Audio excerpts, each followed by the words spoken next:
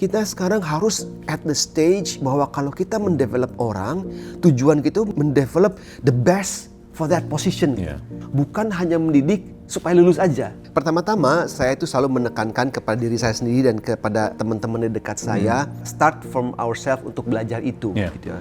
Bahwa kita semua itu harus selalu belajar dimanapun, kapanpun, siapapun juga dan berapapun juga usianya, nggak ada batas waktu untuk belajar. To summarize, my purpose to inspire in every run, changing lives in every turn, leaving a legacy at the finish line. Dan itu menjadikan saya bersemangat bahwa hidup ini tidak semata-mata mencari uang, mencari karir. There's a greater reason that you live. Membawa perbaikan, membawa kebermanfaatan bagi orang kepada sekitarnya gitu.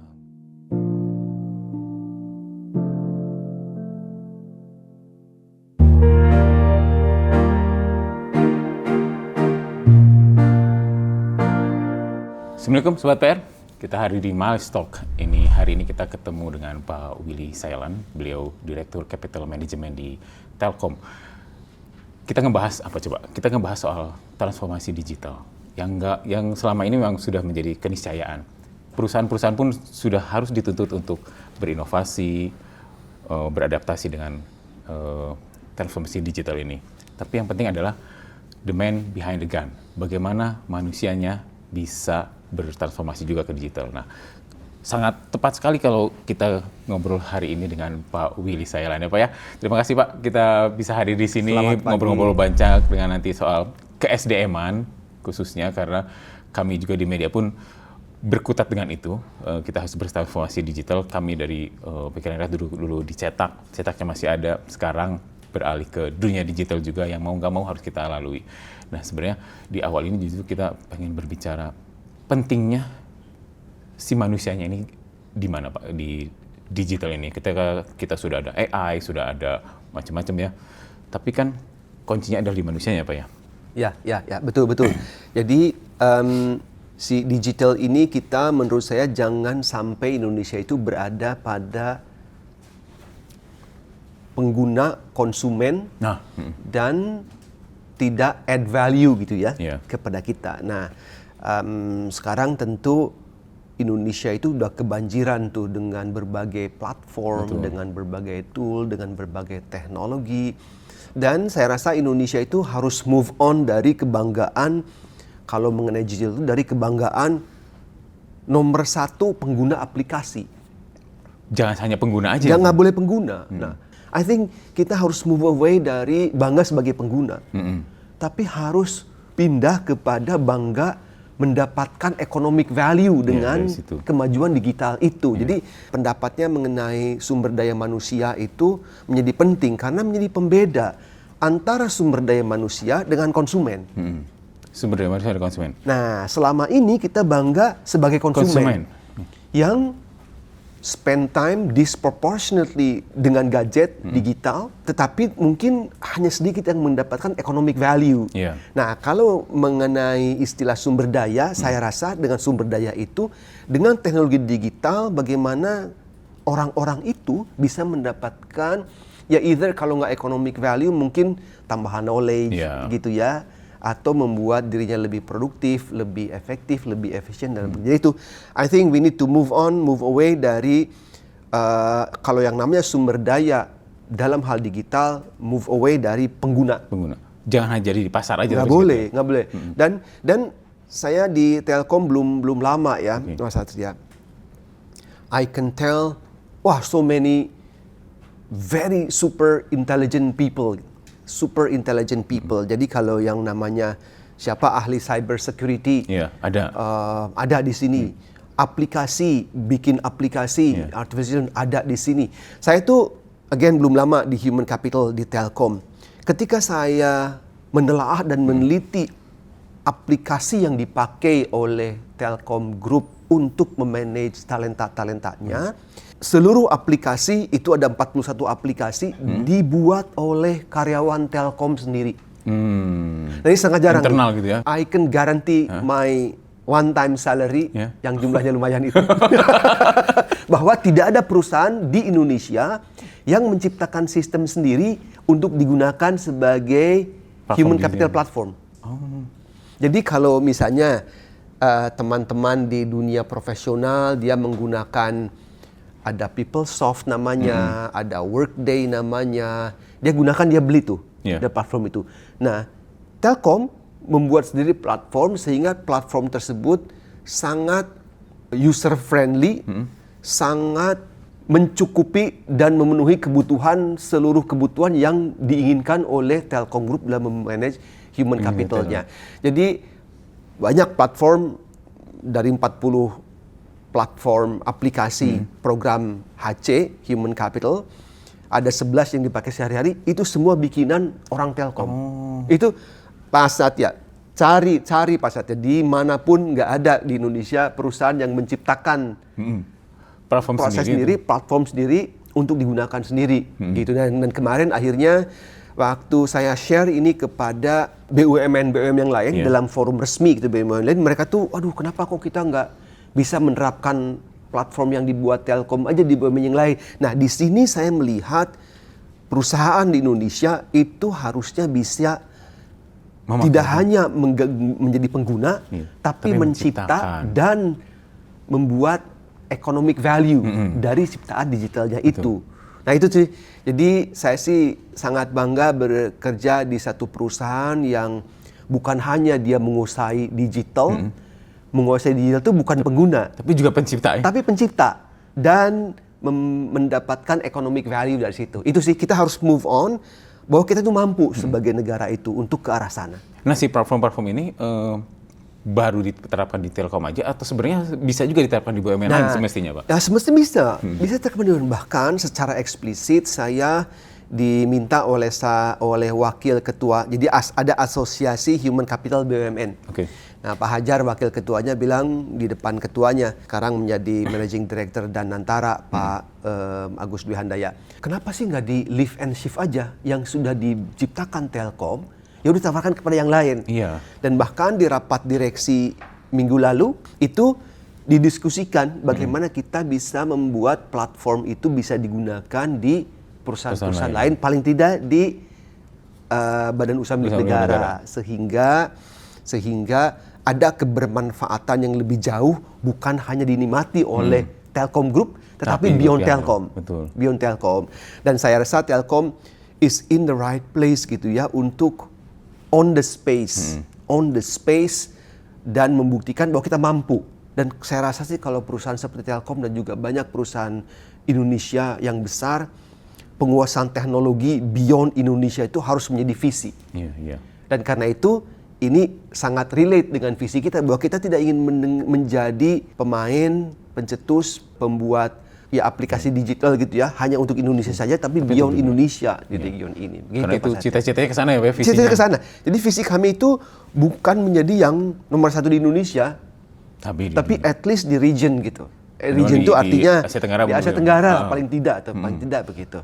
Jadi kami pun juga dalam mendevelop talenta-talenta, mencari talenta-talenta, juga visinya itu, bagaimana kita mengisi posisi, enggak begitu. Bagaimana saya menemukan orang yang orang itu the best in the market dan bekerja di sini. War talent itu ya, jadi talent war itu sudah bukan hanya digital talent itu kan susah dan anak-anak muda lah kebanyakan ya. Anak-anak muda, satu susah, kedua nggak bertahan. Betul nggak? Susah, nggak bertahan dan berpikir bahwa kerja 2 tahun di satu perusahaan itu udah terlalu lama. Jadi challenge-nya banyak gitu ya. Nah, challenge kami bukan hanya mengisi posisi kalau jadi kekosongan atau dibuat organisasi baru, bukan hanya mengisi, tetapi di mana saya bisa menemukan orang terbaik untuk posisi tersebut. Katakanlah kalau Pep Guardiola Manchester City ada posisi kosong, apakah dia siapa ya yang bisa mengisi posisi itu? Enggak. Siapa pemain terbaik di dunia yang bisa saya beli untuk mengisi posisi itu? Nah, kita harus berada di posisi itu. Nah, pun Telkom harus siap juga. Talenta-talenta kita itu mungkin dilirik-lirik oleh perusahaan yang lain gitu ya. Saing cabut-cabut nanti ya. Dan sangat banyak kami menjadi supply the talent untuk negara, untuk kementerian-kementerian, untuk BUMN-BUMN yang lain. Yaitu kebanggaan bagi kita, tapi juga menjadi challenge bagi kita bagaimana kita menemukan pengganti yang kalau bisa lebih baik. Yeah. Jadi kalau kami itu di Human Capital Telkom, kalau ada posisi nggak langsung mengganti, tapi siapa yang lebih baik, apakah harus diorganisasi secara berbeda, dan di mana saya bisa mendapatkan talenta yang lebih baik dibanding orang yang sudah dibajak, itulah gitu. Gitu. So we have to find the best person. Dan kalau kita nggak begitu, kita jadi pengguna aja jadi nantinya gitu. Nah, betul. Bukan memberi nilai yang lebih kepada teknologi dan digital itu.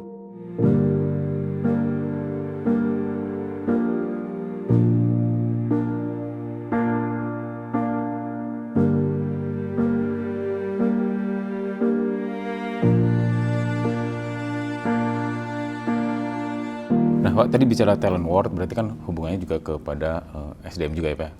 Itu juga akan hubungannya juga kepada visi dari si Telkom sendiri yang nanti Bapak gawangi untuk bagaimana sih si SDM ini bisa memunculkan atau mensupport si visi tersebut. Nah, secara garis besar visi Telkom itu seperti apa kalau tadi Bapak udah sempat spill ini?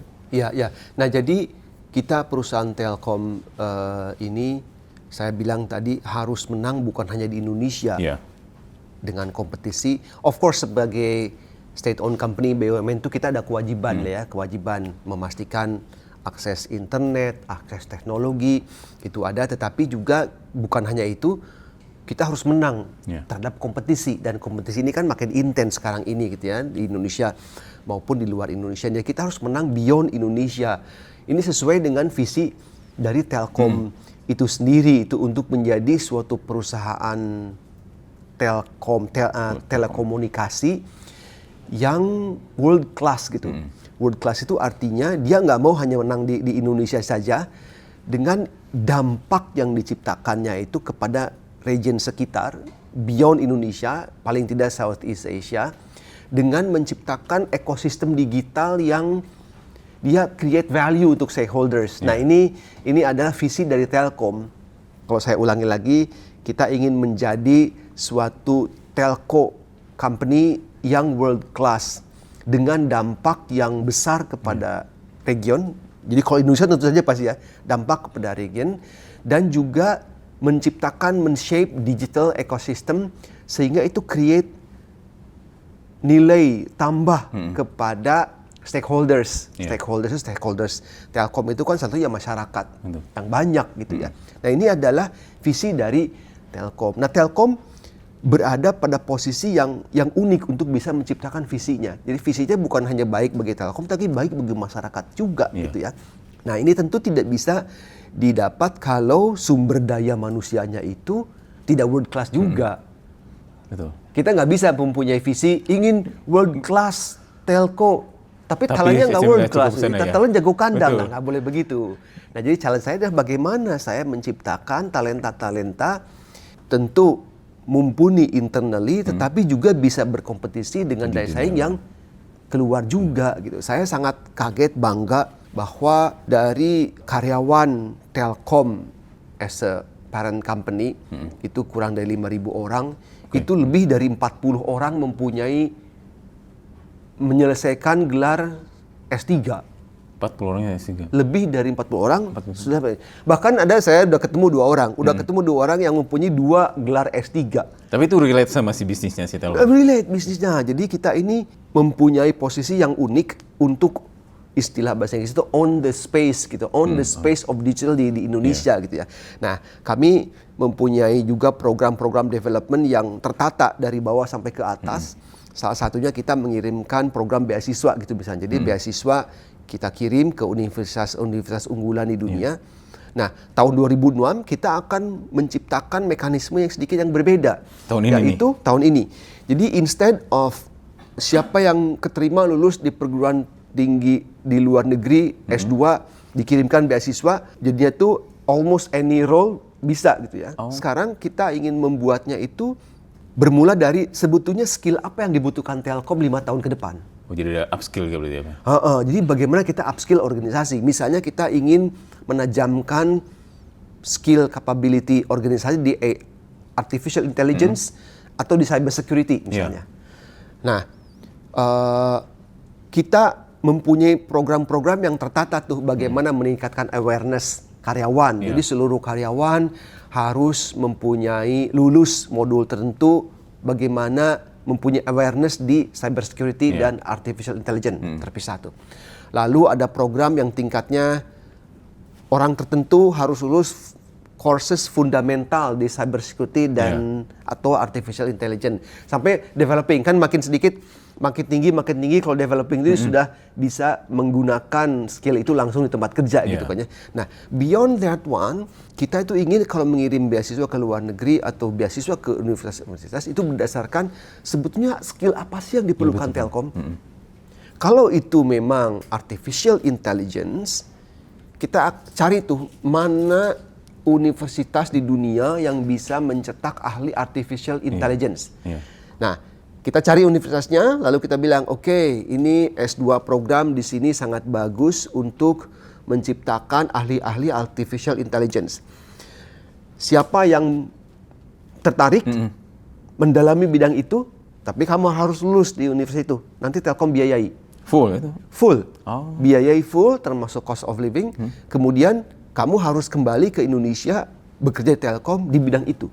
Nah, ini harus kembalinya itu. Nah, harus kembali. Nah, itu tuh, betul. Harus kembali. Harus kembali. Udah di luar, harus kembali. Ada chance yang lain malah. Enggak. Harus kembali karena ada penalti tuh, harus kembali bekerja itu. Nah, ketika kita diskusi ini dengan komisaris juga sangat gembira sekali begitu ya. Salah seorang komisaris Pak Rizal Malaranggeng. Wah, Pak Willy, itu kita lakukan itu, kita koordinasi dengan Kementerian Pendidikan Tinggi. Untuk bagaimana juga mensupport karena ini kebutuhan negara untuk mempunyai ahli di bidang tertentu, yuk kita kirim. Nah, I think kita sekarang harus at the stage bahwa kalau kita mendevelop orang, tujuan kita mendevelop the best for that position. The best for that, bukan hanya mendidik supaya lulus aja. Tapi the best karena harus berkiprah ke situ juga. Harus berkiprah di sini. Karena jadi tadi cita-citanya sangat muluk ya Pak ya. Betul, karena kita world class digital telco. Jadi bayangan saya 5 tahun dari sekarang, yang namanya artificial intelligence, kalau orang Indonesia mencari ahli artificial intelligence, pergi ke Telkom. Pergi ke Telkom. Karena akan ada the best artificial intelligence expert di Telkom. Nah, itu tuh bayangan saya tuh. Cyber security, pergi ke Telkom. Kita kan tadi membuat 40 aplikasi human capital yang kita pakai sendiri. Kalau nggak ada 40 ya. Iya, kalau nggak ahli cyber security-nya gitu kan ya. Bocor itu data. Bocor kemana-mana datanya gitu. Jadi kita ingin memastikan bahwa karyawan ada di level-level, kalau semua karyawan Telkom yang namanya awareness harus bisa aware semua lah kalau mengenai digital gitu misalnya. Siapa yang akan harus lulus program fundamental, siapa yang harus program develop, itu beda-beda lagi level-levelnya gitu ya, karena sesuai dengan tetapi di human capital pun kami juga mengharuskan karyawan-karyawan itu menggunakan digital teknologi karena itu adalah ya essentially cara kita bekerja sekarang ini. Mau nggak mau itu. Mau nggak mau, it's a ways of working gitu. Bahkan sudah menjadi ways of working digital itu, tanpa digital kita tidak akan bekerja seefektif sekarang gitu. Nah, jadi digital itu bagi Telkom merupakan suatu skill yang diperlukan menambah value kepada individual, menambah value secara ekonomi, menambah value secara pengetahuanan begitu ya. Itu sih Pak Syazia. Nah, saya penasaran juga ketika Bapak masuk ke sini kan hal yang baru ya, ketika dari perusahaan multinasional ke sekarang perusahaan ini. Bapak kan langsung mungkin mencari data nih si karyawan seperti apa. Dengan kemampuan karyawan seperti itu, mampu nggak untuk mencapai cita-cita tadi, visi tersebut ya Pak? Apalagi kan tadi ini mungkin pertanyaan itu ya, apalagi kan kemampuannya berbeda-beda, generasinya berbeda-beda, mengorkestrasinya itu paling. Nah itu ketika Bapak melihat pertama kali, mampu nggak sih Telkom mencapai visi itu? Ya. A very good question sih Pak Satya nih. Ini kalau Telkom ini kalau saya lihat dari sisi jumlah karyawan itu lebih dari 60%, 62% karyawannya itu kombinasi milenial dan Gen Z. Milenial dan Gen Z. Dan Gen Z. Bahkan mereka itu kan kalau dari sisi research kaca milenial dan Gen Z itu adalah digital native katanya ya. Betul. Digital native. Tapi yang kita maksudkan di Telkom digital native itu bukan digital native menggunakan sosial media. To me personally, menguasai sosial media itu bukan menguasai digital. Oke. Tapi kalau sudah menguasai AI, Baru itu ya. nah itu baru menguasai digital gitu ya. Nah, saya rasa potensi ini ada di semua perusahaan, tapi perusahaan Telkom in particular, karena kita mempunyai keseharian kita adalah menggunakan teknologi untuk menghasilkan karya-karya juga run the business gitu ya. Ya kita harus 2-3 step ahead dah daripada masyarakat. Nah, mengenai kemampuan, saya rasa bukan hanya Telkom harus mampu bersaing, Telkom harus memimpin. Nah itu kan tadi ya. Apalagi Dalam host region tadi ya, Pak. di region, dalam penguasaan. Kalau bayangan saya begini, Pak Satria, AI itu kan ada berbagai macam tahapan tuh, berbagai tahapan. Tahapan yang paling simple pasti adalah chatbot ya. Chatbot, which is Telkomsel itu yang paling awal itu dengan Veronica ya, dulu Veronica zaman bisa ngobrol sama robot itu kan paling awal ya. Dan itu mungkin berapa tahun yang lalu ya, 8 tahun 9 tahun yang lalu gitu ya. 10 tahun yang lalu. Nah, sekarang kan AI itu udah berkembang tuh. Udah generatif AI, udah istilahnya AI, sekarang tuh agentic AI gitu, agentic AI. Apa sih agentic AI? Nah, bukan hanya memahami apa perbedaannya, tapi juga mulai berpikir bagaimana saya menggunakannya. Kalau agentic AI itu belum dikuasai semua orang, belum ada produk-produk yang seperti itu saat ini, tapi membayangkan 5 tahun dari sekarang, mungkin nggak 5 tahun ya, setahun 2 tahun dari sekarang, cepat banget. Gitu, cepat banget. Dan bagaimana itu bisa dikembangkan menjadi produk yang bermanfaat bagi masyarakat. Saya ke teman-teman di HC begini, teman-teman, kalau kita nggak menguasai yang namanya agentic AI ini, saya kebetulan tinggal jauh dari sini, dari di BSD. Nah, BSD itu jalannya lebih luas dan kemacetannya itu lebih terprediksi, sehingga saya bilang jangan kaget kalau ada kota-kota satelit-satelit seperti di tempat saya tinggal sekarang ataupun juga di IKN, mobil itu jalan sendiri. Remember seperti di California di Amerika itu sudah pakai itu ya. Udah berjalan sendiri kan ya. Itu udah level ya agentic AI yang si AI itu bisa memutuskan ini jalan lurus, belok, kanan, kiri, nabrak, nggak nabrak, ngerem, jadi mikir sendiri gitu kan ya. Nah, apakah kita berpikir bahwa self-driving mobil itu tidak akan datang ke Indonesia? Oh, pasti datang. Dan kalau kita nggak antisipasi, maka akan dikuasai orang lain. Nah, bagaimana kita menyekolahkan talenta-talenta mengantisipasi itu?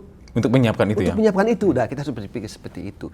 Pun di human capital sekarang, saya katakan tadi kita mempunyai sistem yang kita buat sendiri. Nah, level AI dari human capital system yang kami develop sendiri itu sudah pada level kalau saya ada karyawan yang ada vacancies begitu ya, lalu perlu diisi. Kita bikin query, siapa karyawan Telkom yang mempunyai kompetensi 1, 2, 3, 4 untuk role 1, 2, 3, 4, kirimkan ke saya 3 teratas kandidatnya. Itu udah tapi langsung, ya? Harus 3 step query keluar tuh. Yeah. Sekarang tuh sudah jadi, oh ini Pak Willy kalau role yang diperlukan adalah account management, orang sales untuk level tertentu, kriterianya adalah ini, dia bisa mengeluarkan ini kriterianya. Langsung terkurasi keluarkan. Orang-orang yang mempunyai kompetensi di situ, si ini orangnya. Nah, tapi harus ada human intervention. Nah, sekarang kami sedang membuat sistem yang sebetulnya rencananya saya itu selesai akhir Desember ini, mudah-mudahan tapi agak delay sedikit, which is voice activated. Jadi nggak pakai ngetik, tapi tinggal ngomong aja. Jadi misalnya ada vacancy untuk human resource, human capital business partner untuk daerah penjualan di mana gitu, misalnya begitu ya. Siapa kandidat terbagus? Dia tuh sudah bisa menyari bahwa untuk level sekian kualifikasinya apa saja. Sekian tahun masa kerja, punya sertifikasi apa saja, punya pengalaman apa saja, bagaimana dengan past performance-nya seperti apa gitu ya. Leadership experience seperti apa. Nah, dia tahu tuh requirement of the job dia otomatis. Dan dia akan langsung mencari orang-orang yang mempunyai kompetensi yang sama. Karena semua karyawan kami, 5.000 orang yang ada di Telkom Parent ini, semua sudah ada datanya itu. Kompetensi data aja itu udah. Tinggal dia matching aja. Dan saya akan menggunakan voice activated, nama program human capital yang kami develop sendiri itu namanya Ingenium. Ingenium. Nah, Ingenium itu ingenium gitu kan, Ingenium namanya. Nah, kan ternyata di Telkom itu banyak dari Bandung nih. Udah kita namain Inge aja mungkin. Nah, ini masih dalam obrolan. Inge atau Inge aja gitu ya. Inge siapa karyawan terbaik untuk mengisi ini? Nah, itu akan keluar tuh si Inge ini. Jadi nggak usah nyari-nyari gitu. Nggak usah ngerti, tapi voice activated. Nah, ini level AI yang sebetulnya mungkin tidak terlalu sophisticated yet, tetapi kalau kita tidak mulai, kapan gitu ya. Dan si AI programnya pun juga diciptakan di sini. Di sini ya. Mas Satria kan tahu kan ada ChatGPT, ada DeepSeek dan lain-lain. Telkom bikin sendiri. Telkom GPT. Kita bikin sendiri. On proses, Pak? Sudah selesai. Jadi kami itu kalau saya ada dokumen strategi, itu terlarang tuh kami upload ke ChatGPT, ke DeepSeek, ke Google, kemana jadi public domain gitu kan, terlarang. Jadi harus internal. Karena itu kita buat sendiri aplikasi tersebut. Kita buat sendiri. Nah, banyak hal-hal yang saya sendiri pleasantly surprised dengan capability perusahaan ini. Itu menjadi modal bagi perusahaan ini untuk tadi itu menang bukan hanya di Indonesia, tapi beyond Indonesia.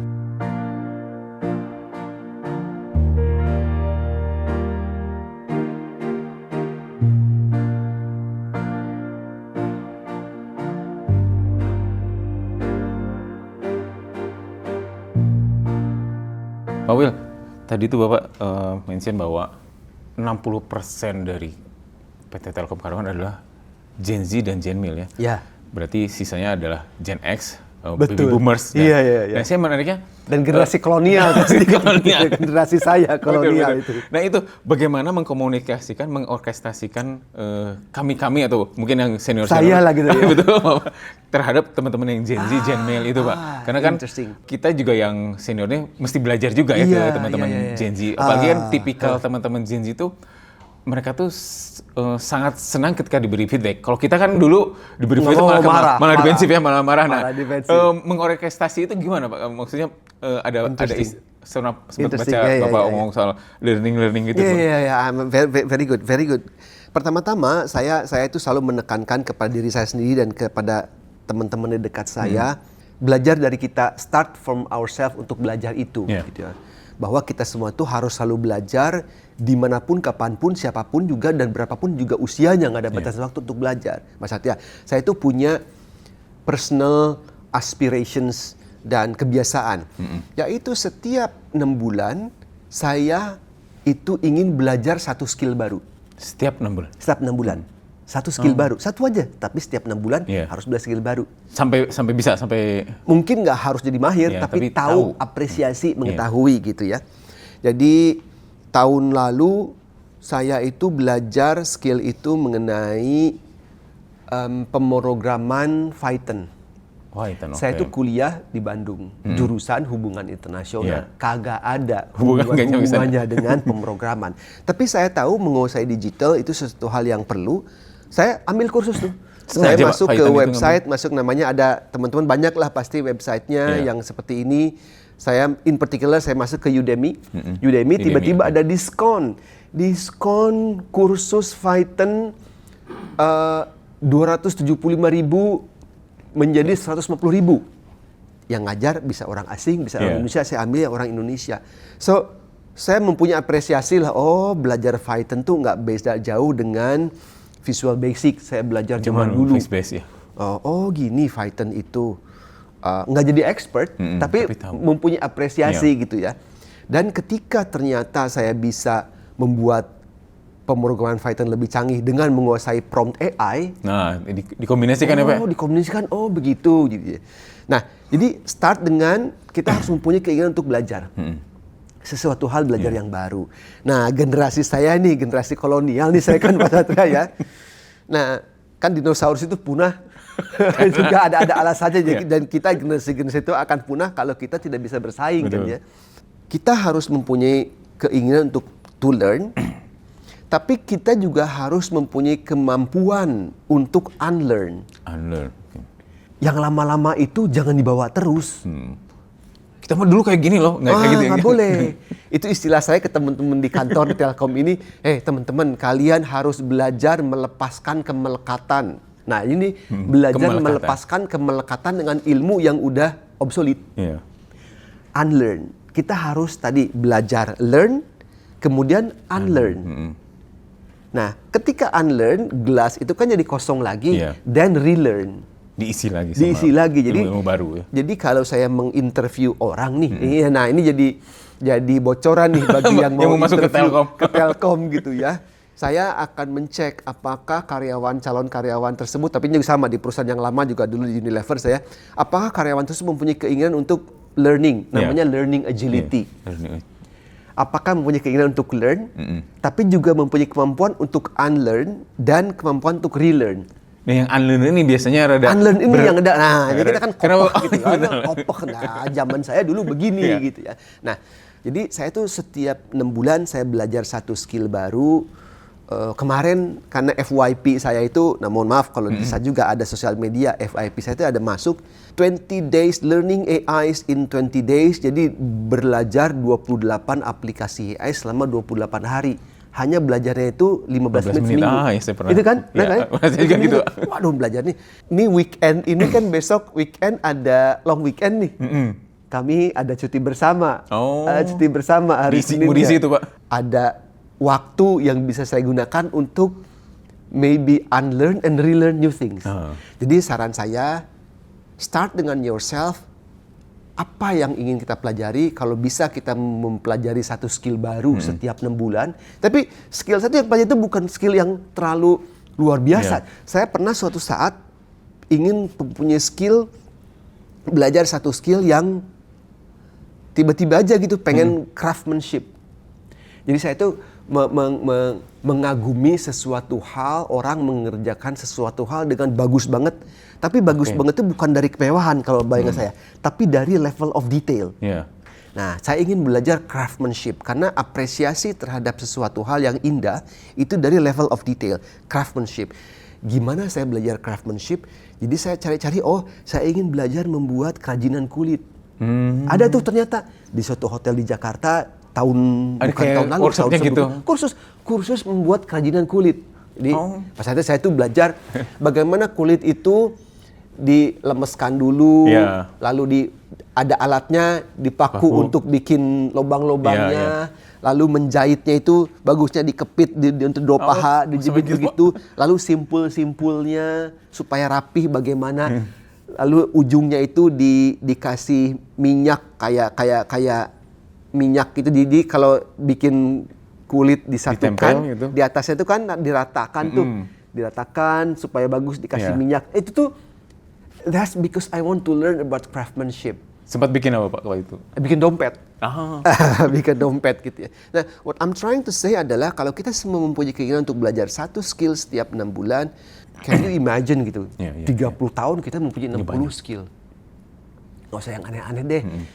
Skill memasak, skill bikin rendang, skill bikin apa gitu. Dan pemrograman sekarang saya mungkin tahun 2026 ini ingin fokus membuat prompting, skill prompting. Karena dengan prompting itu ternyata Python saya yang cuma level sangat basic bisa jadi leverage, jadi super gitu ya. Jadi gini, teman-teman saya itu, kita bikin lapang padel. Ini ada orang yang mau sewakan tanah sekitar 750 meter persegi, apakah cukup nggak 2 lapang padel? Gambarnya gimana? Saya coba minta digambarkan, gitu ya. Wah susah ternyata, AI juga nggak bisa. Tapi AI itu bilang, bisa meminta AI untuk membuat bahasa pemrograman Python untuk dibuatkan program menggambar di Python. Gitu ya? Jadi saya masuk ke ChatGPT, tolong buatkan bahasa pemrograman Python untuk menggambar lapang padel luas tanah 700 meter persegi, mana komposisi yang paling bagus kalau luas tanah sebegini. Tolong buatkan. Itu dalam waktu, of course, Vino 5 detik keluar kan programnya. Copy, lalu saya masuk ke Python. Langsung jadi gambarnya. Jadi codingnya itu. Codingnya itu. Nah, so you just need to know bagaimana to unlearn. Nah, itu berarti kan saya unlearn membuat program sendiri. Tapi relearn menggunakan AI untuk membuat program.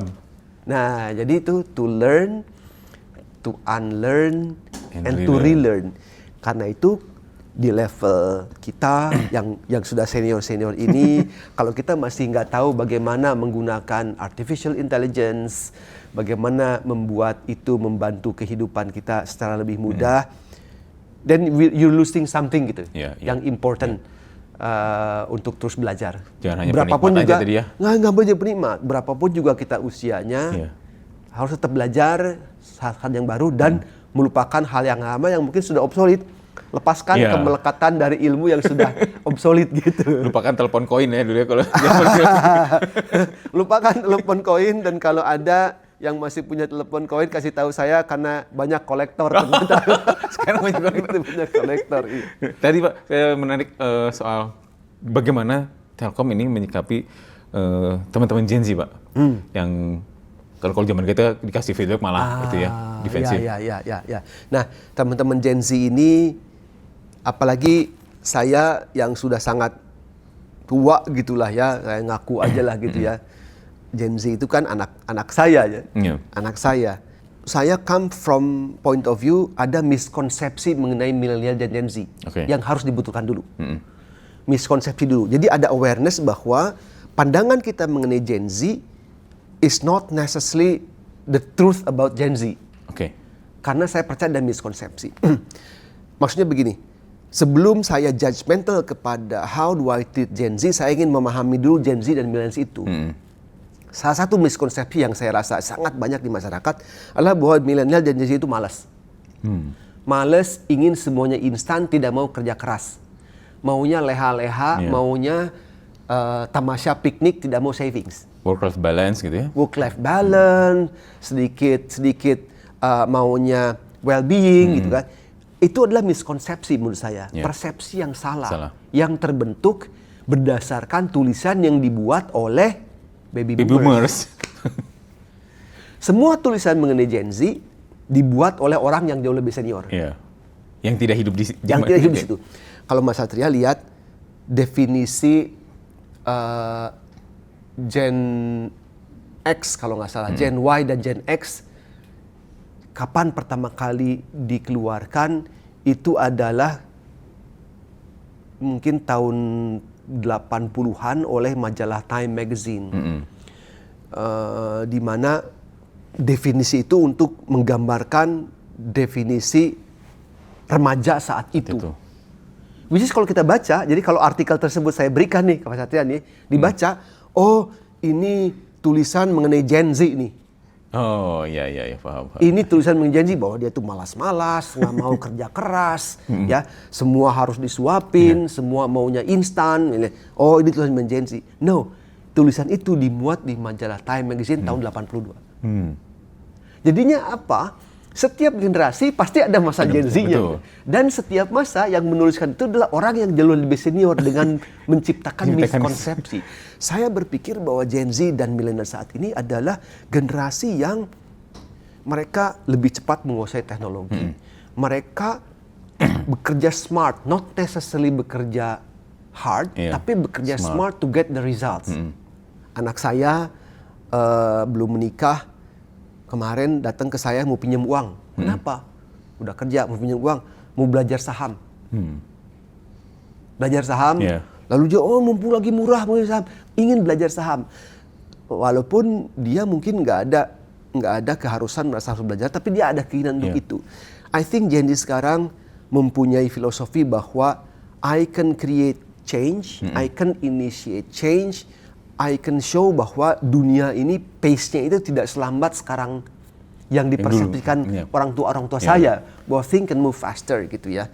Tapi at the same time saya juga memberi feedback tentu. Satu, miskonsepsi itu saya sampaikan. I know bahwa ada konsesi di masyarakat mengenai Gen Z. I don't think you are that one. But prove to me bahwa kamu nggak begitu.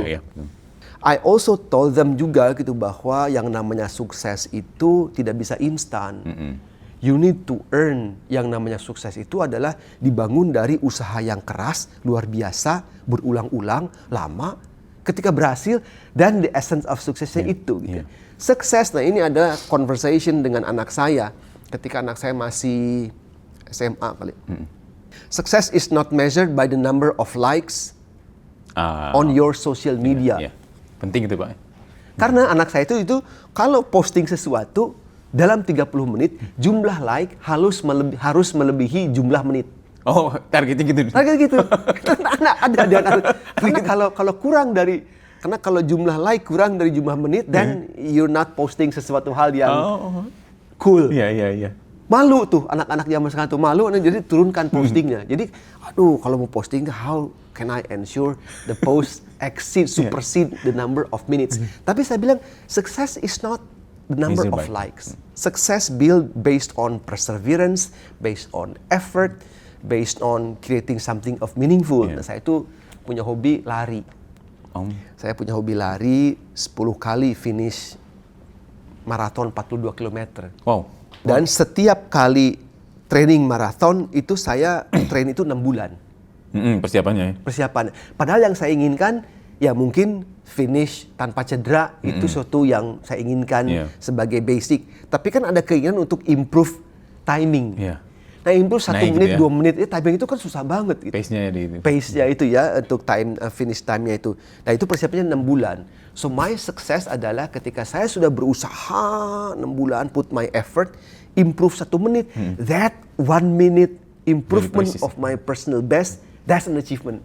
Saya katakan itu. So it's not number of likes. Kalau my achievement itu membuat orang give me a lot of likes, then that's an extra gitu Pak. Bonus saja itu ya. Bonus saja gitu. Tapi bukan esensi dari sukses itu sendiri. Tapi start, I think if I can repeat mengenai Gen Z ini, satu, kita yang senior-senior ini harus memahami adanya miskonsepsi. Miskonsepsi itu membuat kita memperlakukan Gen Z in the way it's not ideal gitu. Kalau tidak mengatakan salah gitu kan ya. Including membuat kita itu susah memberikan feedback yang mereka itu, oh iya ya, thank you very much for feedback gitu.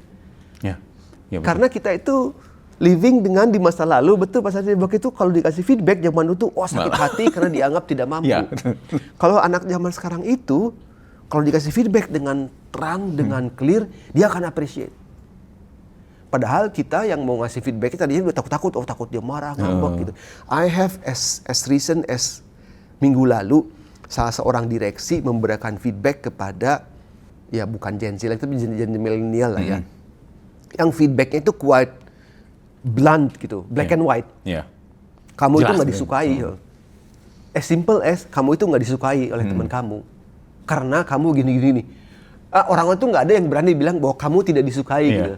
Tapi si orang ini bilang kamu tidak suka karena menurut teman kamu ini. Asal jelas aja.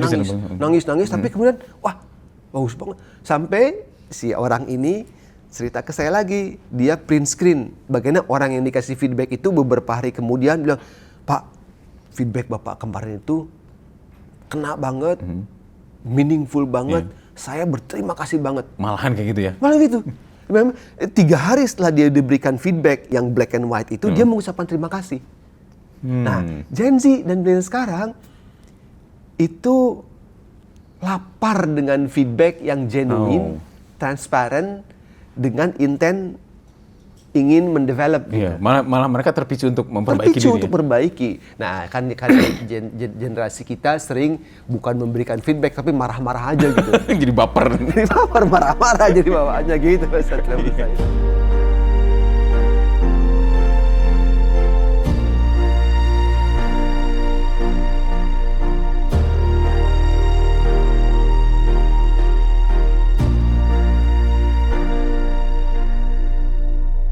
Kepada tadi kita ngobrol Gen Z, Gen Mil, tapi kemudian kan mereka tuh butuh apa ya, kenaikan terus ya, baik secara level ataupun salary dan lain-lain.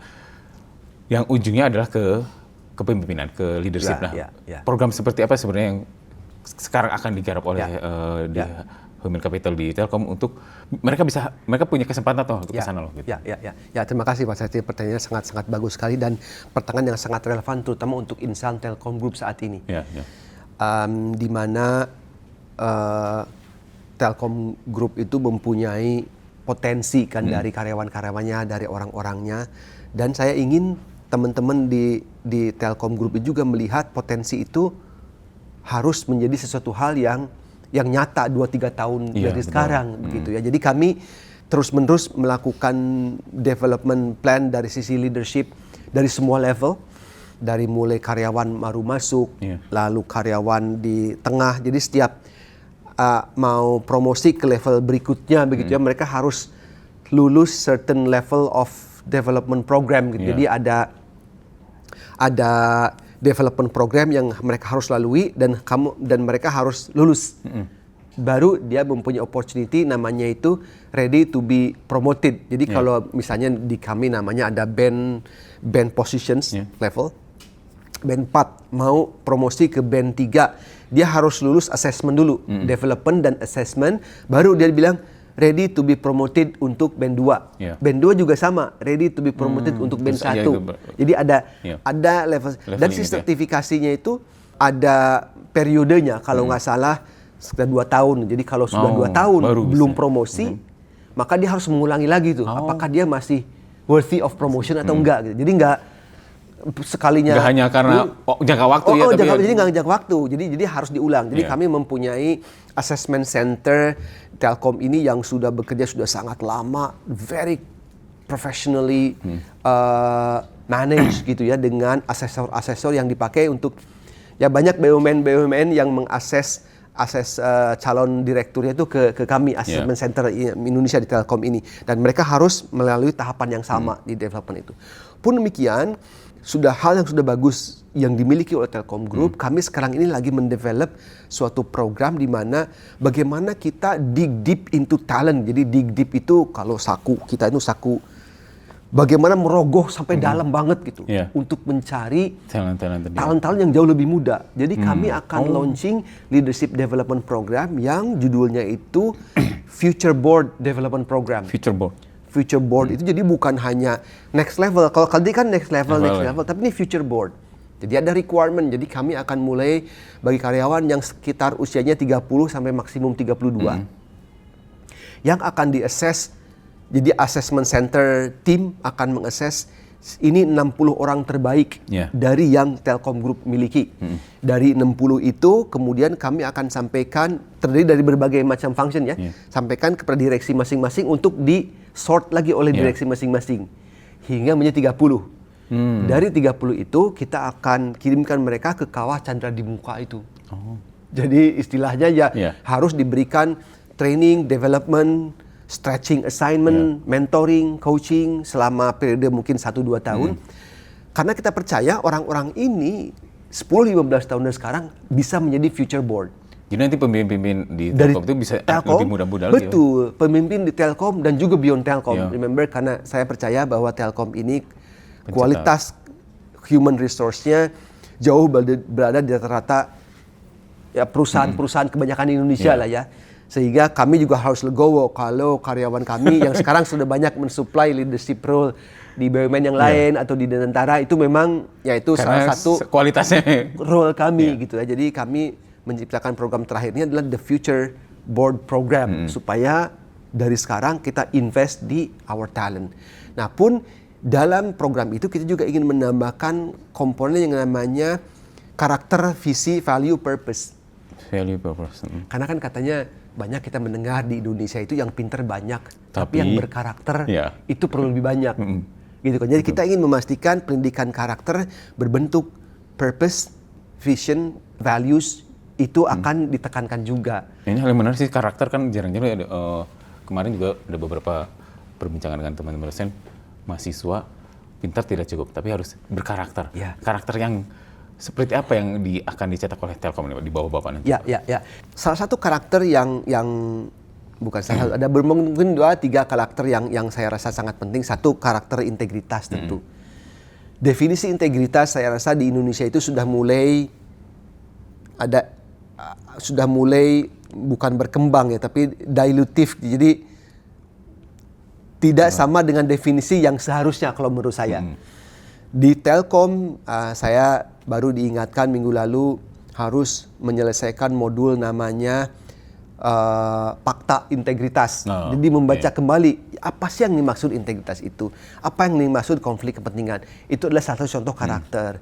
Pun di banyak company, di banyak segmen masyarakat di Indonesia ini yang namanya conflict of interest itu saya rasa sudah mulai bergesernya itu kejauhan. Kalau sesuatu hal yang conflict interest, saya rasa itu harusnya itu bukan value tapi principle yang namanya konflik kepentingan. Kalau bentuknya seperti ini dan ini, ya itu bisa mengakibatkan konflik kepentingan. Itu black and white gitu. Tapi kita dibuat gray gitu sehingga ini kan nggak konflik kepentingan, iya menurut lu yang mempunyai kepentingan gitu, gitu kan. Jadi menciptakan karakter melalui mendefinisikan kembali apa yang kita maksud dengan integritas, apa yang dimaksud konflik-konflik kepentingan, bagaimana kita membuat peraturan-peraturan perusahaan itu yang dengan cepat mengingatkan, awas kalau kamu berjalan terlalu jauh, kamu bisa mengarah ke sana loh gitu, jadi Nah, yang kedua adalah purpose, connecting karyawan kepada the greater reason for being. Katanya manusia itu ada 2 momen penting dalam hidup mereka. Yang paling penting adalah satu, ketika dia tahu kapan dia dilahirkan. Semua orang tahu di Indonesia kapan dia dilahirkan. Tapi yang kedua yang jarang orang tahu, kenapa dia dilahirkan. Kenapa dia dilahirkan? Ya kan? Ya. Apakah kita semua pernah bertanya, kenapa sih saya dilahirkan? Nah itu tuh mendapatkan jawaban kenapa kamu dilahirkan. Kalau kamu mengetahui itu di Telkom, bagaimana kamu akan bersikap, berperilaku, mengejar karir sesuai dengan purpose itu tadi gitu. Nah jadi selain program yang formal tadi ada 3 hal mengenai capability company. Mau ke AI kita kirimkan the best AI person di Telkom. Yang kedua adalah mengenai development, the future board of Telkom dari Telkom dan kita invest heavily di situ. Dan yang ketiga connecting kepada karakter atau purpose salah satu. Jadi tiga komponen gitu Pak Satya di bagaimana kita mendevelop leadership dan esensinya juga bagaimana kita mendevelop talenta. Jadi talenta di Telkom ini dengan kebanyakan Gen Z, kita tahu Gen Z itu suka diberikan feedback. Orang-orang tua seperti saya juga harus diajarkan bagaimana memberi feedback yang jelas ya. Memberikan mereka development yang sifatnya capability, skill yang diperlukan oleh Telkom dan diri mereka sendiri. Lalu dilakukan leadership development, diperkuat dari sisi karakter buildingnya, integritas, purpose dan lain-lain. Bagaimana creating impact kepada lingkungan. Jadi bagaimana kita mengelola talenta. Kalau 3 hal itu berjalan, orang-orang senang belajar hal-hal baru, unlearn dan relearn gitu ya. Saya rasa Telkom in particular harusnya bisa mencapai visi tadi untuk menjadi telco company yang mempunyai impact beyond Indonesia, tapi ke region ini dengan talenta-talenta yang ada. Dan saya optimis bahwa kalau kita melakukannya dengan baik, jadi kita melakukannya di tiap level. Di level band 4 ada forum, band 3 ada forum, band 2 ada forum, level CEO ada forum, level komisaris ada forum, semua mendiskusikan talenta-talenta. Dan kalau kita diskusi talenta itu sekali diskusi sehari penuh. Jadi di semua level akan ada forum-forum berbeda untuk mendiskusikan, memastikan kita memenuhi kebutuhan akan capability, akan leadership, dan akan karakter of talenta, sehingga kalau tidak juara di region ini ya kebangetan lah gitu. Mudah-mudahan sehebat itu ya Pak ya. Mudah-mudahan keinginan ini menjadi doa dari kita sama, dan saya juga menyampaikan ini bukan untuk sombong, tapi mudah-mudahan menjadi social commitment sehingga kemana-mana orang nagih, Pak Willy katanya mau develop future board program, mana belum kelihatan. Nah, dengan saya mengatakan ini istilahnya menjadi social commitment diri saya dan direksi terhadap development ini, sehingga orang juga ikut memantau. Kamu sudah melakukan kayak politisi kampanye. Iya. Jadi ingin memastikan apa yang dikatakan pada saat itu berjalan gitu. Karena tantangan di BUMN memang sangat berat ya kan, bukan perusahaan swasta ya. Kalau perusahaan swasta targetnya tak BUMN kan nggak seperti itu ya Pak ya. Nah, saya juga yang menarik tadi, kapan dilahirkan dan kenapa dilahirkan? Bapak sudah bisa menjawab kenapa Bapak dilahirkan? Nah, jadi saya tuh mempunyai purpose yang sudah cukup lama dan berganti-ganti berubah. Nah, purpose saya terakhir ini quite konsisten, tidak berubah dalam 8 tahun terakhir lah. Karena saya hobi lari, jadi orang tahu hobi lari. Jadi purpose saya itu saya personifikasikan ke dalam lari. Yeah. Nah, kalau lari itu kan harus nge-target. Apakah mau finish aja tuh memperbaiki waktu. Nah, jadi purpose saya bagian pertama itu to inspire in every runs. Memberi inspirasi kepada orang-orang setiap saya melakukan kegiatan. Yeah. Kayak lari kan ya harus saya target gitu. Yeah. So to inspire in every runs. Bagian kedua, lari itu kan jalannya berkelok-kelok, belok-belok gitu ya. Yang kedua, changing lives in every turn. Kalau saya bisa membuat orang lain menjadi merasakan kebermanfaatan saya, maka saya fulfill my purpose. Changing lives, including saya 30 tahun di perusahaan sebelumnya. Sebetulnya saya tuh I have my own plan gitu ya. Tapi destiny tiba-tiba berubah belok lagi. Itu namanya di kodonya udah ada gitu ya. Ketika saya pindah ke sini, oh mungkin ini cara saya harus lanjut membawa kebermanfaatan. Jadi my second purpose, changing lives in every turn, which is membawa kebermanfaatan di fase hidup manapun juga saya berada. Yang terakhir, leaving a legacy at the finish line. Kalau saya lari, selesai, bangga kalau mencapai tujuan tertentu. Nah ini juga saya kalau selesai di Telkom, insya Allah saya meninggal sesuatu yang akan bilang, oh saya ingat tuh ada HC direktur 10 tahun yang lalu dia melakukan inisiasi ini, lihat sampai sekarang masih ada. So just to summarize, to my purpose to inspire in every runs, changing lives in every turn, leaving a legacy at the finish line. Dan itu menjadikan saya bersemangat bahwa hidup ini tidak semata-mata mencari uang, mencari karir. There's a greater reason that you live. Membawa perbaikan, membawa kebermanfaatan bagi orang kepada sekitarnya. Gitu. Terakhir Pak, harapan Bapak dengan Telkom sekarang di bawah Bapak gitu, fase pertumbuhannya seperti apa Pak? Saya rasa Telkom saat ini ada di fase di mana kita melihat masa-masa yang cukup sulit dalam 3 tahun ke belakang karena persaingan yang sangat ketat setelah post-COVID ini. Tapi saya merasa dengan arahan yang baru ditentukan oleh teman-teman direksi, teman-teman di Danantara dalam setahun terakhir, saya rasa kami mempunyai arahan yang jauh lebih jelas bagi kami, direksi dan pemimpin-pemimpin di Telkom, kemana, dan yang penting juga kita sudah bisa menarasikan what good looks like. Sebetulnya yang ingin kita achieve itu apa sih? Apa definisi sukses tahun 2026? Apa definisi sukses tahun 2028 itu sudah ada.